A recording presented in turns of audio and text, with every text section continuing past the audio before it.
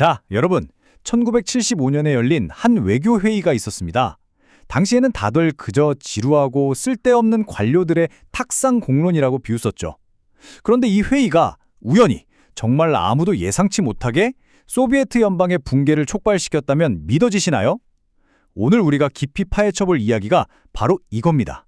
겉보기에는 하품이 나올 정도로 지루하지만 그 이면에는 세계 역사의 흐름을 송두리째 바꿔버린 엄청난 반전이 숨어 있거든요. 솔직히 말해서 그 뻔하고 지루한 외교회의가 대체 어떻게 세상을 바꿨다는 걸까요? 그 시대 외교관들에게는 1975년의 헬싱키 회의는 끔찍할 정도로 진전이 없는 그저 잘 짜인 관료주의적인 연극에 불과했어요. 매일같이 끝없는 연설이 이어졌고 단어 하나, 쉼표 하나를 두고 싸우는 논쟁의 연속이었으니까요. 하지만 이 답답한 회의의 내면에는 전 세계의 패러다임을 뒤집어버릴 놀라운 비밀이 자라나고 있었습니다. 이 기막힌 상황을 제대로 이해하려면 우리가 잘 아는 나비 효과를 떠올려 봐야 합니다. 종이 쪼가리에 적힌 아주 단순하고 당시엔 무의미해 보였던 합의문 하나가 어떻게 나비의 날갯짓처럼 퍼져나갔을까요? 그 작은 날갯짓이 결국 거대하고 무시무시했던 권위주의 제국을 무너뜨리는 강력한 태풍이 되었습니다. 역사는 진짜 가끔씩 이렇게 가장 예상치 못한 곳에서 극적인 전환점을 맞이하곤 하잖아요?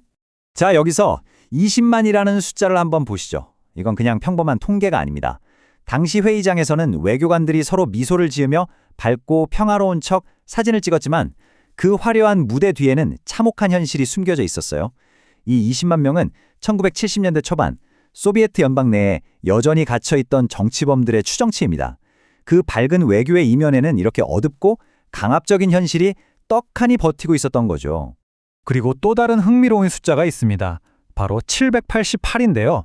이건 헬싱키 회의 개최국이었던 핀란드가 거대한 러시아와 맞닿아 있는 국경선의 길이를 마일로 나타낸 겁니다. 킬로미터로 환산하면 무려 1260km가 넘어요.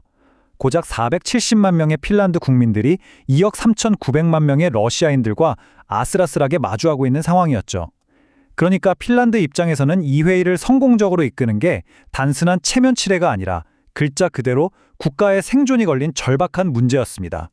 당시 전 세계는 두 개의 완전히 다른 세상으로 쪼개져 있었습니다. 한쪽에는 인간은 스스로 책임지는 자유로운 존재라고 믿는 서방 세계의 비전이 있었고요. 다른 한쪽에는 국가가 통제하는 권위주의적 인간관을 내세우는 소비에트 연방의 비전이 있었죠. 이 근본적이고 거대한 이념의 충돌 때문에 세상은 언제 터질지 모르는 시한폭탄 같았어요.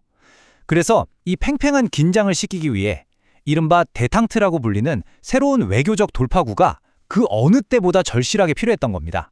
그렇다면 이렇게 복잡하고 덩치가 큰 협상을 도대체 어떻게 풀어나갔을까요? 그들은 아주 기발하고 실용적인 전략을 썼어요. 전체 의제를 크게 세 개의 뚜렷한 바구니, 즉 베스켓으로 나누어 담은 겁니다.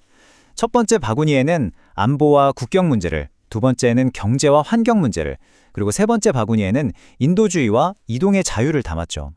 얼핏 보면 단순한 분류 같지만 이 세 개의 바구니 구조가 바로 앞으로 일어날 그 극적인 전개의 핵심 뼈대가 됩니다. 이 치열한 지정학적 체스 게임을 하나로 요약하자면 결국 엄청나게 거대한 빅딜이었습니다. 소비에트 측은 자신들의 거대한 제국을 안전하게 지키기 위해서 첫 번째 바구니에 있던 전후 국경선의 확정을 무조건 발아내려고 강하게 밀어붙였습니다. 반면 서방 세계는 그래 국경은 인정해줄게 대신 대가를 치러 라며 팽팽하게 맞섰죠. 그 대가가 바로 세 번째 바구니에 있던 사람과 정보의 자유로운 이동, 즉 인권 보장이었습니다. 자, 이게 얼마나 사람 진을 빼놓는 느린 외교였는지 한번 상상해보세요. 외교관들은 무려 35개국 대표들의 연설을 꼼짝없이 앉아서 다 들어야만 했습니다. 리히텐슈타인이 9분 만에 아주 자비롭게 연설을 끝내준 반면에 루마니아는 어땠는지 아시나요? 무려 35분입니다. 35분 동안 쉬지 않고 연설을 이어갔어요. 정말 회의장에 있던 모든 사람들의 인내심이 바닥을 쳤을 그야말로 뼈아픈 소모전이 매일같이 계속되었던 겁니다. 그런데 이렇게 끝이 안 보이는 지루한 과정 속에서 유독 혼자서 극도로 조바심을 내던 인물이 한 명 있었습니다. 바로 소비에트 연방의 최고 지도자 레오니드 브레즈네프였어요. 당시 그는 건강이 급격하게 나빠지고 있었거든요. 그래서 자신이 살아있는 동안에 역사에 남을 위대한 유산을 만들고 싶다는 열망에 사로잡혀 있었습니다. 체제선전이라는 거대한 승리를 위해 하루빨리 조약문에 서명을 하고 싶었던 거죠. 얼마나 다급했으면 문서 우리는 문서를 원합니다. 라고 공식 석상에서 외칠 정도였겠어요? 반대로 서방의 최고위급 외교관들은 어땠을까요? 말 그대로 뼛속까지 냉소적이었습니다. 당시 미국 국무장관이었던 헨리 키신저는 이 35개국이 모인 방대한 회의 자체를 완전히 무시했어요. 뭘 하던 전혀 관심 없습니다. 합의문을 스와힐리어로 적든 말든 내 알 바 아닙니다. 라고 대놓고 말했죠. 서방 외교관들은 이런 종이 쪼가리 합의문 따위가 현실 정치에서 소련의 그 억압적인 태도를 단 1인치도 바꾸지 못할 거라고 100% 확신하고 있었습니다. 이들이 최종 합의에 도달하기까지의 과정은 정말 입이 떡 벌어지는 고난의 연속이었습니다. 1969년 바르샤바 조약기구의 첫 호소문부터 시작해서 제네바에서는 무려 600일이 넘게 협상만 했어요. 문장에 들어가는 쉼표 하나를 두고 몇 날 며칠을 싸우고 고의로 시간을 끄는 전술에 지독한 관료주의까지 겹쳐서 수천 일을 허비했죠. 그렇게 피말리는 시간을 다 견뎌내고 나서야 마침내 1975년에 헬싱키 협정에 도달할 수 있었습니다. 하지만 여기서 엄청난 역사의 반전이 일어납니다. 어떻게든 빨리 국경을 확정받아서 자기업적으로 삼고 싶었던 브레즈네프가 서방의 끈질긴 요구에 결국 굴복하고 만 거예요. 인적 이동의 자유, 이산가족 상봉, 정보의 자유로운 전파 같은 당시로선 상상도 못할 혁명적인 인권 조항들에 덜컥 동의해버린 겁니다. 당시 소련 지도부는 그냥 좋은 게 좋은 거지 하며 대충 서명하고 거치레로 넘기려 했겠지만요. 이 양보가 훗날 굳건해 보이던 소련 체제 한가운데로 뚫고 들어가는 거대한 트로이 목마가 될 줄은 꿈에도 몰랐을 겁니다. 109,225. 이 숫자가 뭔지 아시나요? 제2차 세계대전이 끝난 지 정확히 1925일이 지난 날, 즉 1975년 8월 1일을 의미합니다.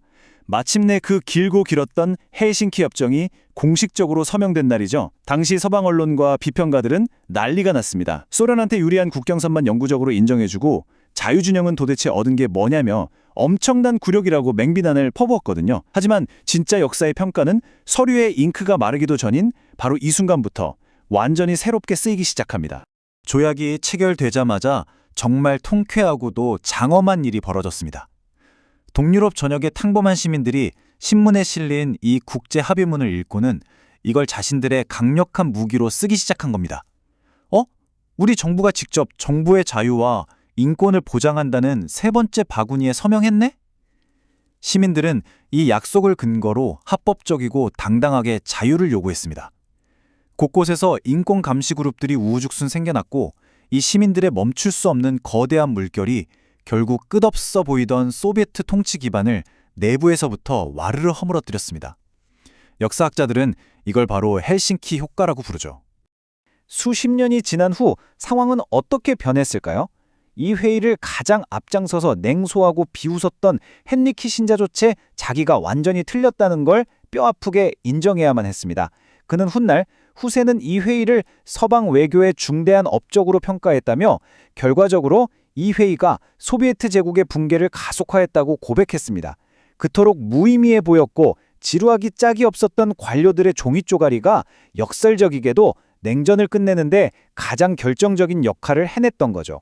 오늘 이 이야기를 쭉 따라오시면서 어떤 생각이 드셨나요? 겉보기에 실망스럽고 고통스러울 정도로 굼뜨게 움직이는 외교의 과정들, 끝없이 이어지는 지루한 연설과 문서의 쉼표 하나를 두고 다투는 그 답답한 회의들 말입니다. 어쩌면 그 모든 따분한 과정들을 포기하지 않고 인내심 있게 견뎌내는 것 자체가 전쟁 없는 평화로운 세상을 만들기 위해 우리가 기꺼이 치러야 할 가장 고귀하고도 강력한 대가가 아닐까요? 오늘 준비한 이야기는 여기까지입니다. 역사에 숨겨진 이 흥미로운 조각이 여러분의 생각에 작은 울림을 주었기를 바랍니다.